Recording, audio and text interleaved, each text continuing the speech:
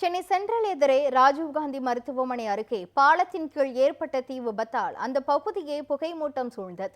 இதனால் பொதுமக்கள் மிகுந்த சிரமத்திற்கு ஆளாகிய நிலையில் இதுகுறித்து நமது செய்தியாளர் அன்பழகன் வழங்கிய கூடுதல் விவரங்களை தற்போது பார்க்கலாம். ராஜீவ்காந்தி மருத்துவமனை அருகே உள்ள அந்த பாலம், குறிப்பாக அந்த பாலத்தின் அடியில் வந்து குப்பை கழிவுகள் வந்து தீப்பிடிச்சிருக்கு. தீப்பிடிச்சு தற்பொழுது வயசு செஞ்சுட்டு இருக்காங்க. என்னன்னா இந்த புகை மூட்டம் தான். புகை மூட்டம் அருகில் மருத்துவமனை இருக்குது. இந்த புகை மூட்டம் தான் அதிகமாக இருக்குது. இந்த புகையில் வந்து இந்த அணைக்கக்கூடிய புகையில் வந்து அங்கே இருக்கக்கூடிய நோயாளிக்கு எந்த விதமான பாதிப்பு வந்துடக்கூடாது. ஏன்னா இது முழுவதுமாகவே அடியில் அவ்வளோ தூரம் குப்பை வந்து டம்ப் பண்ணி வச்சுருக்காங்க. அந்த குப்பையில் அந்த ஃபயர் ஆகிருக்கு. இதை தடுப்பு அந்த தீயை அணைக்கும் பணியில் ஹைகோர்ட்டுக்கு அருகில் இருக்கக்கூடிய அந்த தீயணைப்பு வாகனம் மூலம் வந்து தற்பொழுது அந்த தீயை அணைத்து கொண்டிருக்கார்கள். இது புகை வருவது தான் பிரச்சனையாக இருக்குது. இப்போ ஏன்னா மருத்துவமனையில் இருக்கக்கூடிய நோயாளிக்கு எந்த விதமான பாதிப்பு ஏற்பட்டுவிடக்கூடாது.